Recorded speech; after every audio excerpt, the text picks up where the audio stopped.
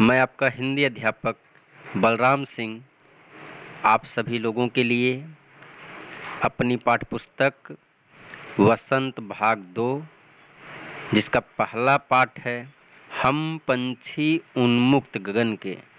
हम पंछी उन्मुक्त गगन के इस पाठ को हमने पिछले वीडियो में रीड किया था, इसका हमने वाचन किया था। आज आइए हम इस पाठ के अर्थ को समझने का प्रयास करते हैं। तो चलिए वीडियो की शुरुआत करते हैं और देखते हैं कि यह जो हमारा लेसन है, इस लेसन में कवि ने हमें क्या संदेश दिया है या कवि ने पंछियों के माध्यम से हमें क्या समझाने का प्रयास किया है। तो आइए देखते हैं। हम पंछी उन्मुक्त गगन के पिंजरबद्ध न गा पाएंगे, कनक तीलियों से टकरा कर पुलकित पंख टूट जाएंगे।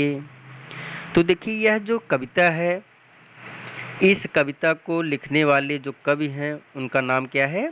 शिवमंगल सिंह सुमन। तो यह जो शिवमंगल सिंह सुमन जी हैं और उनकी यह जो कविता है हम पंछी उन्मुक्त गगन के, तो इस कविता में कवि ने पक्षियों के माध्यम से, चिड़ियों के माध्यम से स्वतंत्रता का महत्व उनके जीवन में क्या है, उस महत्व को समझाने का, बताने का प्रयास किया है। तो किस प्रकार से जो पंछी हैं वे मानव समाज से अपना दुख, अपनी अभिलाषा, अपनी मनोकामना व्यक्त कर रहे हैं।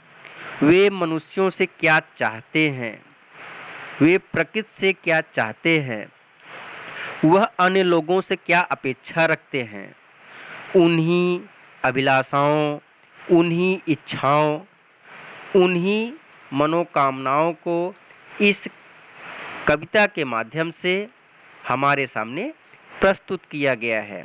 तो देखिए क्या कर रहे हैं, हम पंछी उन्मुक्त गगन के। तो देखिए यहाँ पे पंछी सभी को पता है, यहाँ पे शब्द पंछी लिखा गया है, जो कि आप शुद्ध में जाएंगे तो उसी को हम क्या कहेंगे? पंछी मीन्स बर्ड्स।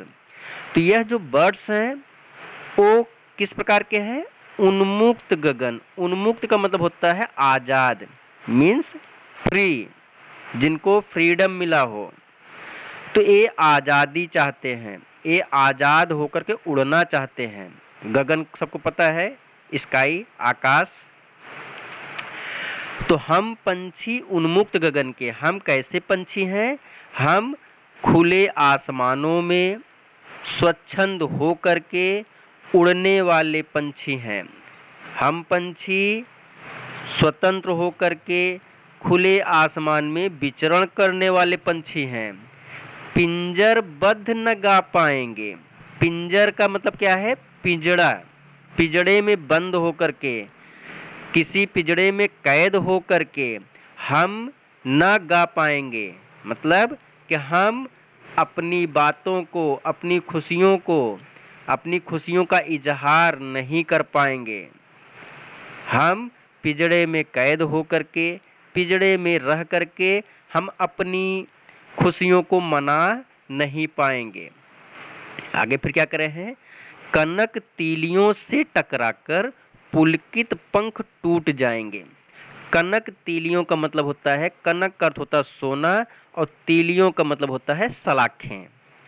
तो जो पिंजड़ा है वह पिंजड़ा अगर सोने की सलाखों का होगा, सोने की तीलियों का होगा, तो हमारे पंख उनसे टकरा करके टूट जाएंगे। क्या हो जाएंगे? हमारे पंख जो हैं उनसे टकरा कर क्या हो जाएंगे? टूट जाएंगे। मतलब जो हमारा आनंद है, जो हमारा फ्रीडम है, वह छिन्न भिन्न हो जाएगा, वह नष्ट हो जाएगा।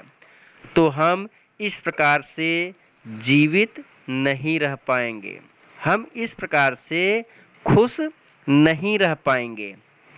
फिर देखिए आगे अपने विषय में और क्या बता रहे हैं, कह रहे हैं हम बहता जल पीने वाले मर जाएंगे भूखे प्यासे, कहीं भली है कटुक निबोरी कनक कटोरी की मैदा से।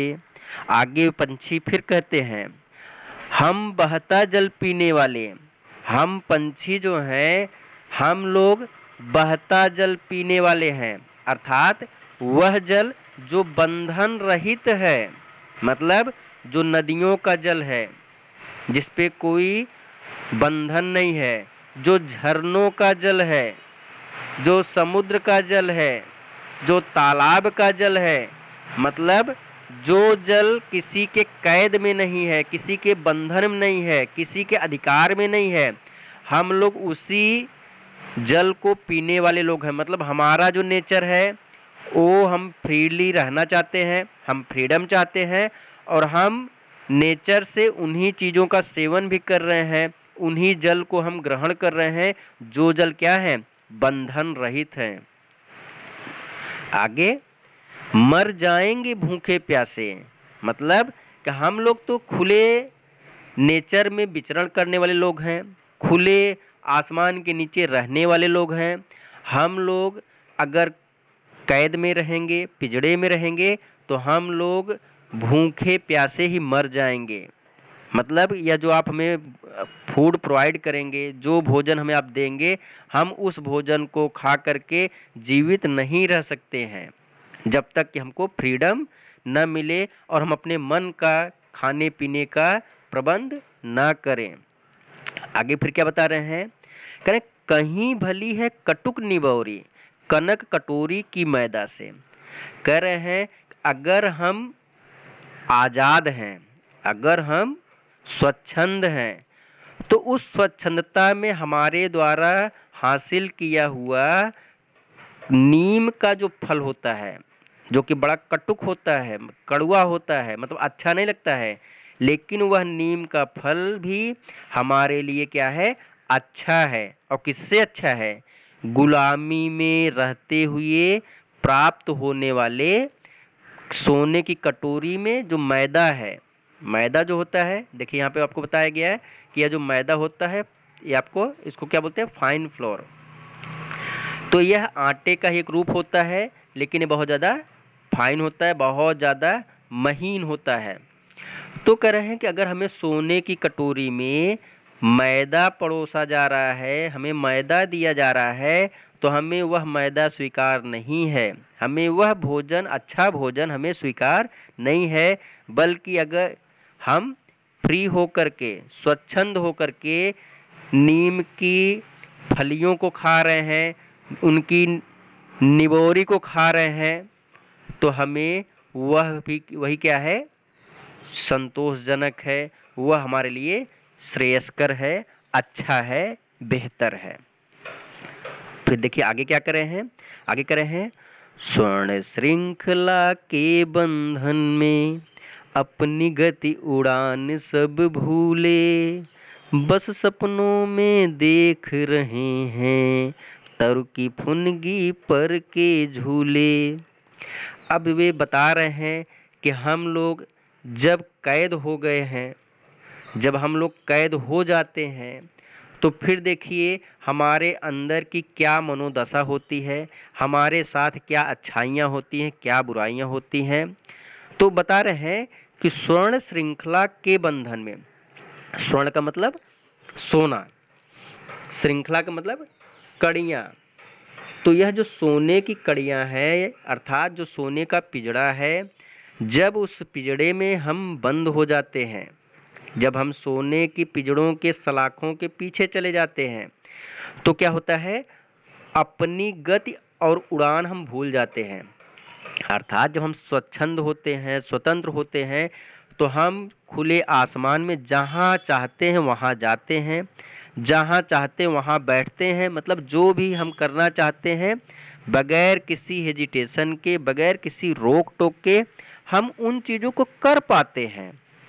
लेकिन जब हमको पिंजड़े में कैद कर दिया जाता है, लग्जरी पिंजड़ा हो नो प्रॉब्लम, लेकिन जब हम पिंजड़े में कैद हो जाते हैं, तो उसमें कैद होने के बाद हमारे साथ क्या होता क्या है कि नेचुरली हम अपनी गति को, जो हमारे अंदर का पेस है, जो हमारे अंदर की जो गति है, वह गति क्या हो जाती है, भूल जाते हैं। हमारे अंदर का जो उड़ान है, हमारे अंदर उड़ने की जो क्षमता है, उसको भी हम क्या हो जाते हैं, भूल जाते हैं।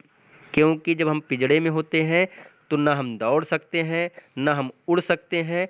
और जब हमारी यह क्रिया नहीं होती है तो उसके परिणाम स्वरूप क्या होता है, हम अपनी गति को भूल जाते हैं, हम अपने उड़ान को भूल जाते हैं। आगे फिर कह रहे हैं, बस सपनों में देख रहे हैं तर की फुनगी पर के झूले। अब क्या कर रहे हैं कि जब हम कैद हैं, जब हम पिंजड़ों में हैं, तो अब हम क्या कर रहे हैं, हम सपनों में ही सोचते हैं, सपनों में ही देखते हैं। क्या देखते हैं कि जो पेड़ हैं, पेड़ की जो शाखाएं हैं, उन शाखाओं का जो अग्रभाग है, जो एकदम टॉप है, ऊपरी भाग है, हम लोग उसी पर बैठ कर के क्या कर रहे हैं, झूल रहे हैं। तो यह सिर्फ हमारे सपनों में है, वास्तविक जीवन में नहीं है। कब? जब हमें मानवों द्वारा पिंजड़े में कैद कर लिया जाता है, अर्थात जब हमारी स्वतंत्रता को छीन लिया जाता है, जब हमें एक पिंजड़े में कैद कर दिया जाता है, तो फिर हम लोग सिर्फ स्वप्न देख सकते हैं, सिर्फ इमेजिन कर सकते हैं, क्योंकि हमारी स्वतंत्रता समाप्त हो चुकी है, या हमारी स्वतंत्रता समाप्त हो जाती है, तो हम सिर्फ स्वप्न देख पा रहे हैं। आगे देखिए फिर क्या कहते हैं, ऐसे थे अरमान की उड़ते नीले नभ की सीमा पाने। ऐसे थे अरमान की उड़ते नीले नभ की सीमा पाने। लाल किरण सी चोंच खोल कर चुगते तारक अनार के दाने। तो देखिए फिर क्या कर रहे हैं, करें हमारे भी अरमान थे, हमारी भी महत्वाकांक्षा थी, हमारा भी विल पावर था, हमारी भी थिंकिंग थी। क्या? कि हम आसमान में उड़ते, मतलब कि हम भी बड़े होते, हम भी आसमान में क्या करते, फ्लाई करते, उड़ते। और कैसे उड़ते? नीले नभ की सीमा पाने, अर्थात जो नभ का क्या है, हद है, जो स्काई का जो बाउंड्री है, हम उस बाउंड्री को टच करने का प्रयास करते, उसकी सीमा को नापने का हम प्रयास करते, उसकी सीमा को, ये सीमा तक हम पहुंचने का प्रयास करते। और कैसे? लाल किरण सी चोंच खोलकर चुगते तारक अनार के दाने, अर्थात हम लोग जैसे सूर्य होता है, सूर्य का जो रंग होता है वो स्टार्टिंग में रेड कलर का होता है, लाल कलर का होता है, जिस प्रकार से हमारे चोंच होते हैं, तो हम लोग आसमान में खूब ऊपर तक जाते और हमें ऐसा प्रतीत होता कि हम अपने चोंच से यह जो अनार रूपी आसमान में जो तारे हैं, उन तारों को हम लोग चुंगने जाते, उन्हें हम खाने के लिए जाते, उन्हें हम इकट्ठा करने के लिए जाते, उन्हें हम छूने के लिए जाते। लेकिन हमारे सभी अरमान क्या हो गए, धूल धूसरित हो गए, मतलब हमारे अरमान क्या हो गए, डिस्ट्रॉय हो गए। क्यों डिस्ट्रॉय हो गए? कि हम फ्री नहीं हैं, हम स्वतंत्र नहीं हैं, हम क्या हो गए, हम तो परतंत्र हो गए, हम गुलाम हो गए, हम पिंजड़ों की जंजीरों के पीछे चले गए, हम पिंजड़े में चले गए, हमको कैद कर लिया गया। आगे फिर क्या कर रहे हैं, होती सीमाहीन क्षितिज से, होती सीमाहीन क्षितिज से इन पंखों की होड़ा होड़ी। या तो क्षितिज मिलन बन जाता या तनती सांसों की डोरी।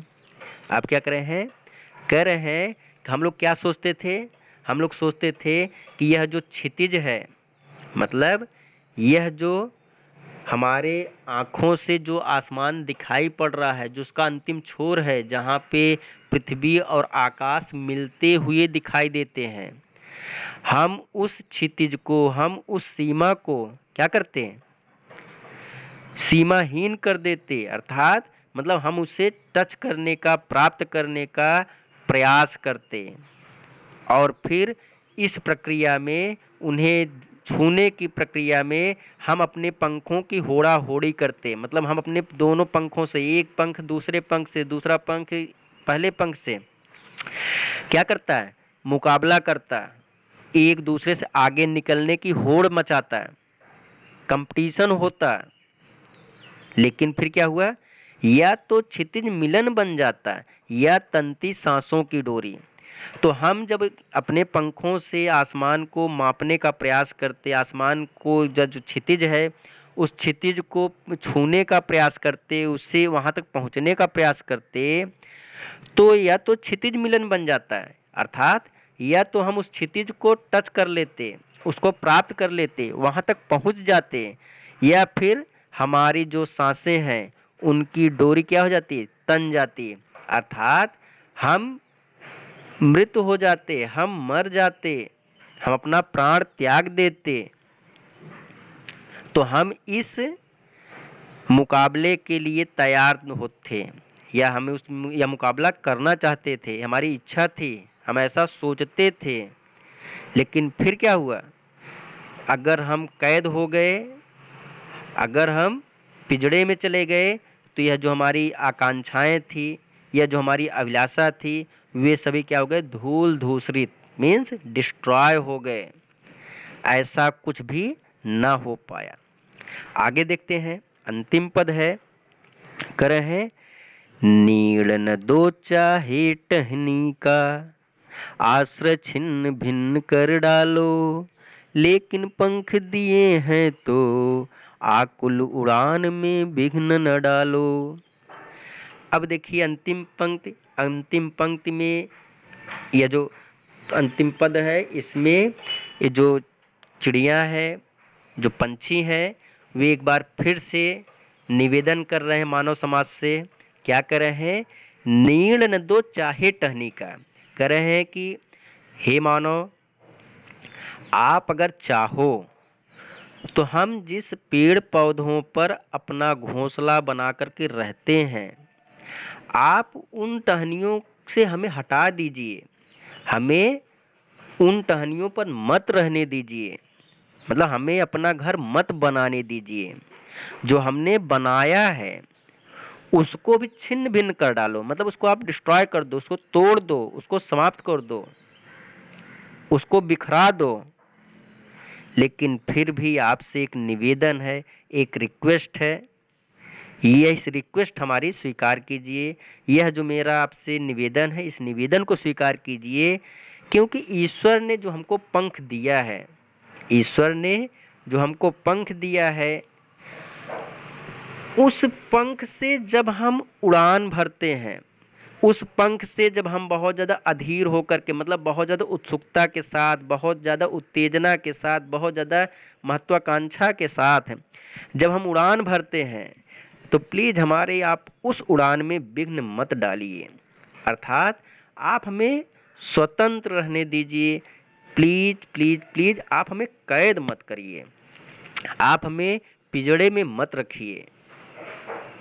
तो इस प्रकार से यह जो पंछी हैं अपनी मनोदशा को, अपने मनोभावों को मानव समाज के प्रति बता रहे हैं, व्यक्त कर रहे हैं कि किस प्रकार से मानव समाज हमें सुविधा देने के चक्कर में, या हमें पाल करके हमें हमारा पालन पोषण करने के चक्कर में किस प्रकार से हमारी स्वतंत्रता का हनन कर देता है, और हम सभी सुख सुविधा प्राप्त करते हुए भी हम किस प्रकार से हम दुखों के साथ अपना जीवन यापन करते हैं।